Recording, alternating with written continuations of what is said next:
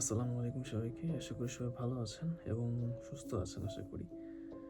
তো অনেক একটা মাস পর আমি একটা ভিডিও নিয়ে এসেছিলাম লাস্ট ৫-৬ দিন আগে এবং চিন্তা করলাম যে ঠিক আছে তাহলে ঘটনা যেহেতু মানুষজন ভালো দেখছেন তাই চিন্তা করলাম যে আসলে আরও কিছু ঘটনা নিয়ে আসা যাক। তো বেশ কয়েকটা ঘটনা আছে আমার কাছে। তো সেখান থেকে আসলে পিক করা একটা ঘটনা, আশা করি সেটা আপনাদের ভালো লাগবে। সো চলেন আজকের ঘটনাটা শুরু করি। আর আশা করি যে আজকের ঘটনাটা বেশ ভালো লাগবে এবং মন দিয়েও শুনতে পারবেন আপনারা, কারণ হচ্ছে সেটা বাংলাদেশের ঘটনা। আর আমার মনে হয় যে বাংলাদেশের ঘটনা মানুষ শোনার জন্য বেশ একটু বসে থাকে বা উৎসাহ থাকে। যাই হোক, আমরা সেই ঘটনায় চলে যাই এবং সেটা আসলে ধানমন্ডির একটা ঘটনা। তো ঘটনাটা শুরু করি, তারপরে আশা করি আপনারা বুঝতে পারবেন যে আসলে ঘটনাটা কী। চলেন ভিডিওটা শুরু করা যাক। তো ধানমন্ডিতে একটা ঘটনা সেটা আসলে আমাকে পাঠিয়েছিলেন হচ্ছে আমার এক বড় ভাই, পরিচিত আমার এলাকার, এবং উনি আমাকে সেই ঘটনাটা পাঠিয়েছিলেন। তো ঘটনা শুরু করার আগে আমি আসলে কিছু হিন্ট দিতে যাচ্ছি আপনাদেরকে যে ওনার নাম বা জায়গার, যে ধানমন্ডি যেটা নাম বললাম, সব কিছুই কিন্তু ছদ্মনাম, রিয়েল না। যেহেতু আমার নিষেধ রয়েছে তাই আমি আসলে ছদ্মনাম ব্যবহার করছি সেগুলোতে। তো ঘটনাটা আসলে 2019-এর সময়কার, 2019-18 এরকম 19 বা 20-এর সময়ের হবে ঘটনা। তো উনি আমাকে যেভাবে বলেছিলেন আমি ঠিক সেভাবে আপনাদেরকে বলে শোনাচ্ছি। তো উনি ধানমন্ডির ছদ্মনাম যেটা বললাম, উনি হচ্ছে আপনার একটা বাসা থাকতো, প্রায় 8তলা বিল্ডিং। 8তলা বিল্ডিংয়ের ওই বাসা থাকতো, পুরাতন থাকতো, এবং থাকার পর আসলে একটা সময় উনি 5 বছর ছিল। তো তারপর উনি আসলে আরেকটা বাসায় শিফট করেন ওই এলাকাতেই, এবং সেটা কিন্তু খুব কাছাকাছি, একটা বিল্ডিং এখানে, একটা বিল্ডিং এই জায়গাতে ওনার বিল্ডিং, ওই জায়গাতে কিন্তু দেখা যেত বিল্ডিংটা, এরকম বেশি দূরে না। তো উনি ওই বাসা থেকে ওই বাসায় শিফট করেন। তো মেবি ভাড়া অনেক কম বা অনেক এরকম সুযোগ সুবিধা, সেজন্য হয়তো উনি শিফট করে চলে আসেন। তো ওই বিল্ডিং সম্পর্কে উনি ভালো করে জানেন, যেহেতু উনি আগে ছিলেন, কি আছে কি না কীরকম সব কিছু। তো উনি জানেন, তাই আসলে উনি অতটা উনি ওই বিল্ডিংয়ের থাকেন, যেহেতু সব কিছু জানেন। তো উনি যখন নতুন বাসায় চলে আসেন তখন উনি 7তলায় ওঠেন। 7তলায় উনি থাকতেন, এবং উনি যে ঘটনার দিন সেটা আসলে স্বাভাবিক দিন ছিল, গরমের সময় ছিল, রাত প্রায় 2টো বাজে। তো উনি কাজটা ছিল ওনার টুকটাক, উনি শেষ করে উনি বারান্দায় এসেছেন। তো 7তলার বারান্দা, উনি যদি বারান্দায় দাঁড়ান তাহলে পুরোপুরি ক্লিয়ারলি দেখা যায় ওনাদের পুরাতন বাসা।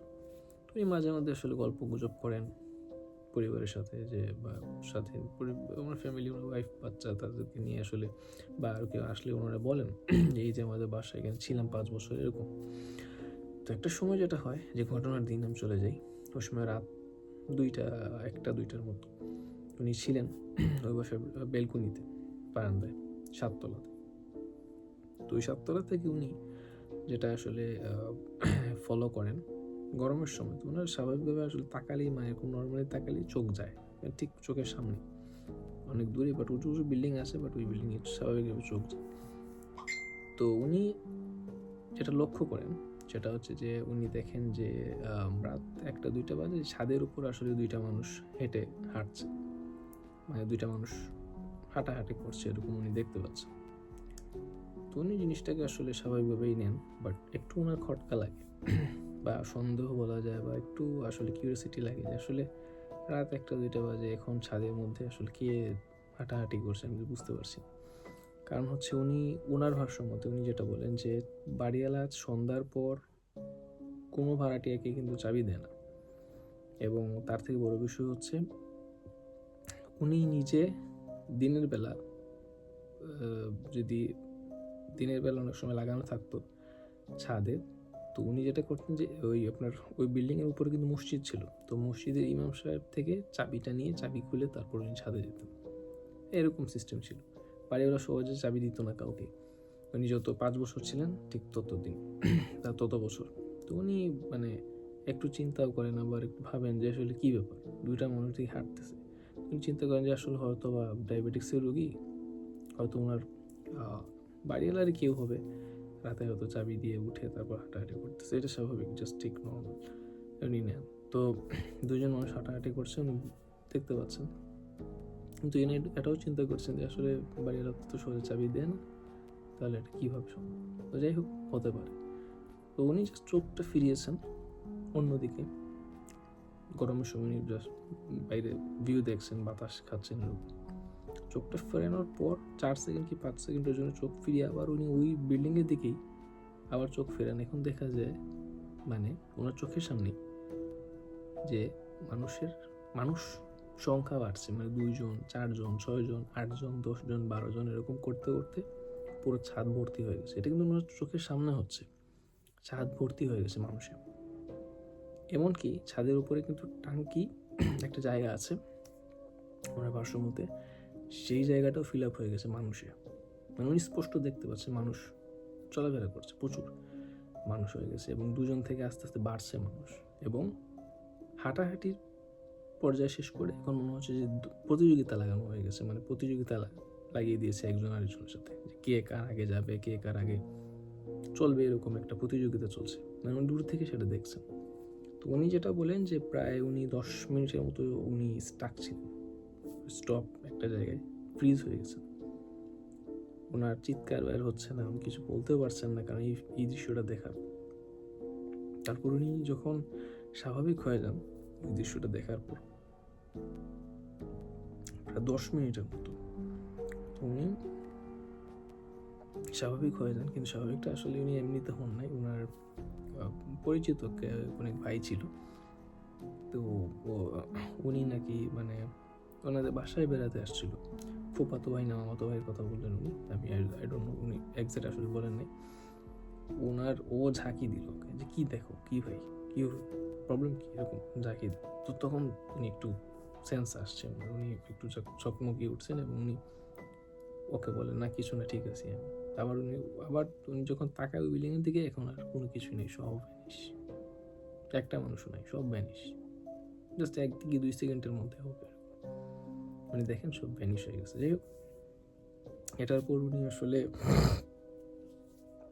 বেশ ভয় পান, স্বাভাবিক ভয় তো পাওয়ার কথা, এবং উনি মানে বেশ বলা যায় যে এত ভয় পান যে উনি আমাকে বলেছিলেন যে 1 মাসের মতো হবে উনি বারান্দায় যান নাই, এবং বারান্দায় গিয়ে যে দরজা খুলে বাইরে যাবেন বা দেখবেন, বারান্দার একটা জানালা আছে, মানে জানালা কিন্তু বাইরে, মানে জানালার ওই সাইডে বারান্দা থাকে এরকম নর্মালি, তো ওই বারান্দার দিকে তাকাতেন না, বারান্দার জানালায় উনি পর্দা দিয়ে রাখতেন, বাইরে তাকাতেন না, এরকম বিষয়। আর রাতের বেলা তো উনি ওনার রুমেই থাকতেন না, মানে ওই রুমটা আসলে ছিল ওনার এমনি কাজ টাজ করতেন, বই লেখালেখি পড়া, হাবিজাবি কাজ টাজ থাকে এরকম। এই রুমটা ছিল গেস্টের জন্য, গেস্ট আসলে গেস্ট শুতো, বিশ্রাম করতো বা ঘুমাতো এরকম। আর ওনাদের হচ্ছে বেড ছিল ঠিক পাশের রুমে ওনারা ঘুমাতেন বা ওনারা থাকতেন, বেড ছিল, বেডরুম।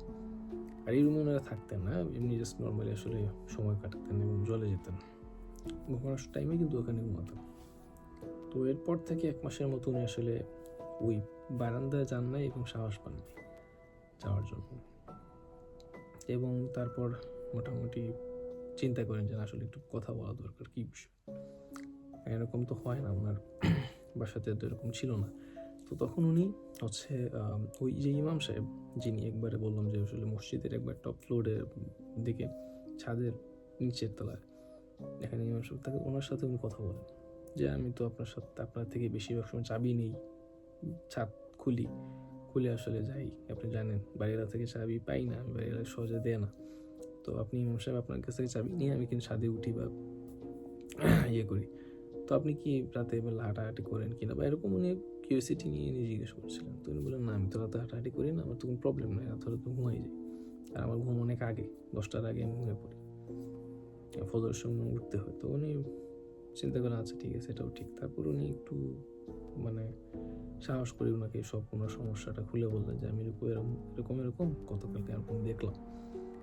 তো হুজুর একটু মানে কোনো কিছুর চিন্তায় পড়ে যান বা কিছু বলতে চাচ্ছেন, এরকম একটা বিষয় বোঝা গেল। তো একটু পরে একটু ব্রেক দিয়ে উনি বলেন যে এই সমস্যাটা আসলে আপনি না, এই সমস্যাটা বর্তমানে বা অতীতে কিন্তু অনেক মানুষ নিয়ে আসছিল আমার কাছে, যে ছাদে এরকম প্রবলেম হয়। এটা আসলে সবাই বুঝে না, কারণ ছাদের নিচে হচ্ছে মসজিদ, মসজিদ সবসময় মানুষ থাকে না। মসজিদের নিচতলা থেকে হচ্ছে আপনার মানুষ থাকার যে ফ্লোরগুলা, এখানে মানুষ থাকে, তো এখানে মানুষ বুঝতো না, মানুষ জানতো না। কিন্তু অন্যান্য জায়গা থেকে নাকি মানে এরকম হয়েছে যে অন্য বিল্ডিং থেকে অনেকেই এরকম দেখছে। তো যাই হোক, তো ইমাম সাহেবের সাথে যখন উনি কথা বলি ইমাম সাহেব, তখন উনি বললেন যে আসলে কি সমাধান। তো উনি ইমাম সাহেব বলেন একটা জিনিস, যে আসলে এই সমস্যাটা তো আপনার একা না, সবারই হয়েছিল, তো আপনি দোয়া কালাম পড়েন, সূরা কালাম পড়েন, ঠিক হয়ে যাবে, অসুবিধা নাই।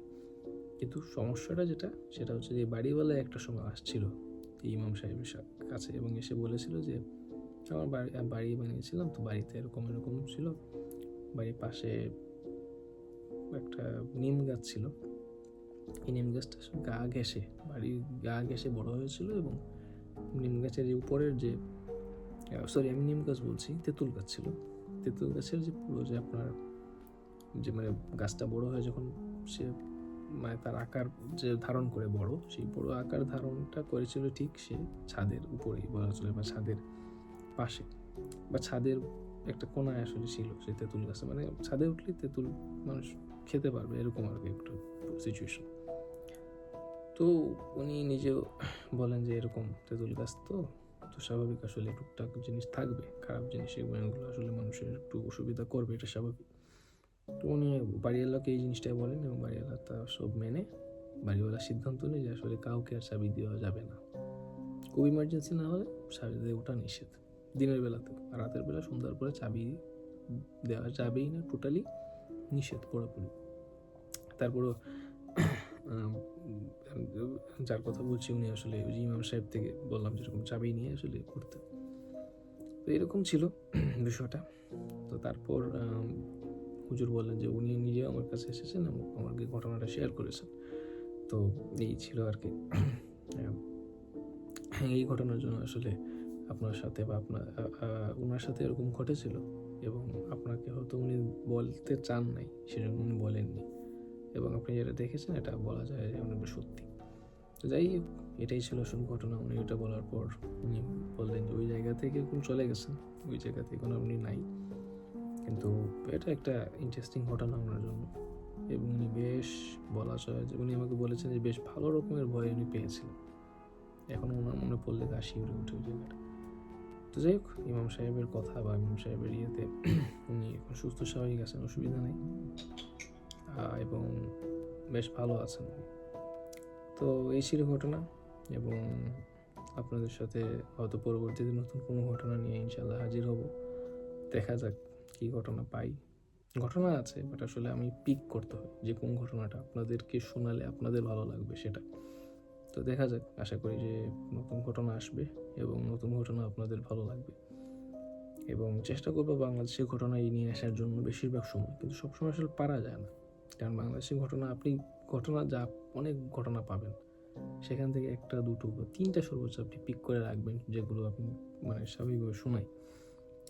তো দেখা যাক, আমি চেষ্টা করবো বাংলাদেশের ঘটনার, বাট আমার কাছে আরও অনেক ঘটনা আছে বাইরের দেশের, তো এগুলো অবশ্যই আস্তে আস্তে বলবো আপনাদেরকে, আশা করি আপনাদের ভালো লাগবে। এই ছিল ঘটনা, আজকে এই পর্যন্তই। আর আপনাদের ভিডিওটা বেশি লম্বা করে ফেলেছি, আশা করি আপনাদের ভালো লেগেছে পুরো ঘটনাটা, এবং ভালো যদি লেগে থাকে তাহলে অবশ্যই সাবস্ক্রাইব করবেন, কারণ সাবস্ক্রাইবার একদমই নাই আমাদের চ্যানেলে। সাবস্ক্রাইব করবেন চ্যানেলটা, এবং ফেসবুকে গিয়ে ফলো করবেন, লিঙ্ক দেওয়া আছে। আশা করি আপনাদের ভালো লাগবে, এবং অবশ্যই এটা বেশ ভালো রকমের একটা সুন্দর একটা ঘটনা ছিল, আমার কাছে মনে হয়েছিল যে এটা শেয়ার করি আপনাদের সাথে, তাই আমি শেয়ার করলাম। তো ভালো থাকবেন সবাই, সুস্থ থাকবেন, দোয়া করবেন, এবং আপনাদের জন্য আমি আরও অনেক ঘটনা নিয়ে আসবো সামনে ইনশাল্লাহ।